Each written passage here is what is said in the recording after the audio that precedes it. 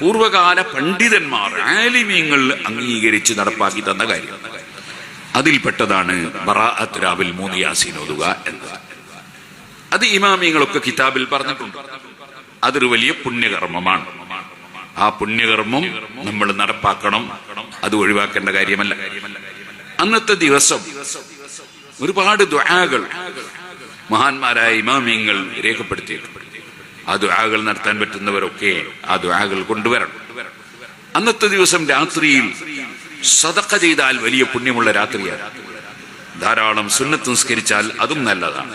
പക്ഷെ ഒരു പ്രത്യേക സുന്നത്ത് നിസ്കാരം തറാവീഹ് പോലെ അന്നത്തെ രാത്രിയിൽ ഇല്ല എന്നതാണ് ഇമാം നവവി റളിയല്ലാഹു അൻഹു പോലുള്ള പണ്ഡിതന്മാർ പഠിപ്പിച്ചിട്ടുള്ളത്.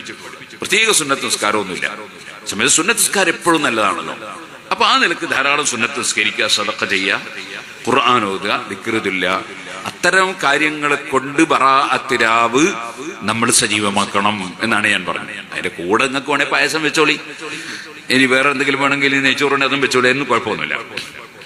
നമ്മൾ നല്ല നല്ല ദിവസങ്ങളെയും രാത്രികളെയും സൽക്കർമ്മങ്ങൾ കൊണ്ട് ധന്യമാക്കണം. ഇനി അത് കഴിഞ്ഞാൽ നമുക്ക് വരാൻ പോകുന്നത് പരിശുദ്ധ റമദാനാണ്. ആ റമദാനിനെ സ്വീകരിക്കാൻ നമ്മൾ ഇപ്പോൾ തന്നെ ഒരുങ്ങണം. ആ ഒരുക്കത്തിൽ ഒന്നാമതായി വേണ്ടത് എന്താണ്? വഹുവല്ലദീ യഖ്ബലു തൗബത അൻ ഇബാദിഹി വയഅഫു അനിസ് സയ്യിആതി വയഅലമു മാ തഫ്അലൂൻ. ഏറ്റവും ഉപരി വേണ്ടത് നമ്മളൊന്ന് കഴുകി വൃത്തിയാകണം.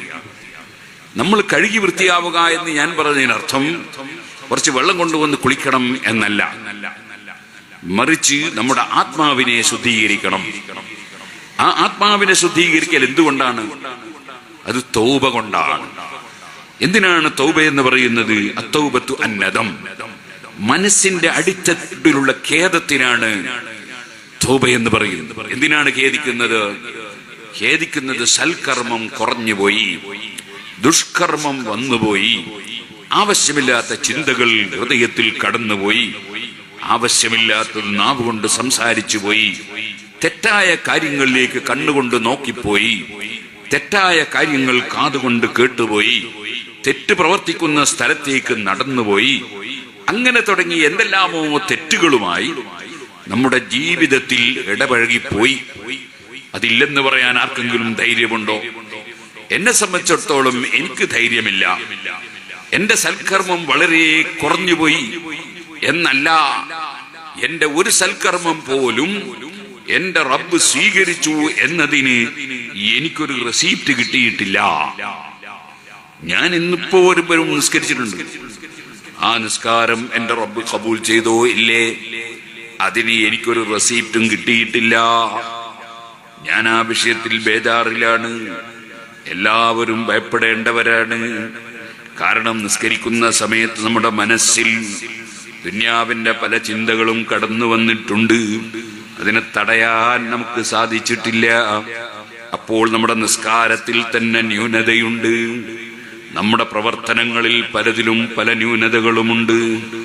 അതുകൊണ്ട് തന്നെ റബ്ബിനോട് താണുകയാണ്, മാപ്പിന് വേണ്ടി അപേക്ഷിക്കുക എന്നത് നമ്മുടെ കടപ്പാടാണ്. അതിന്റെ പുറമേ വറബ്ബുക്കൽ ഗഫൂറു ദുർ റഹ്മ ലൗ യുആഖിദുഹും ബിമാ കസബൂ ലഅജ്ജല ലഹുമുൽ അദാബ്. അല്ലാഹു വലിയ കാരുണ്യമുള്ള രാജാവാണ്.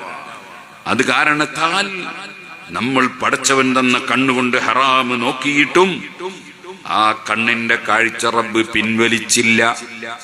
ഞാൻ നിങ്ങൾക്കൊരു പെണ്ണ് തന്നു എഴുതാൻ, അത് നല്ലത് എഴുതാനാണ് തന്നത്.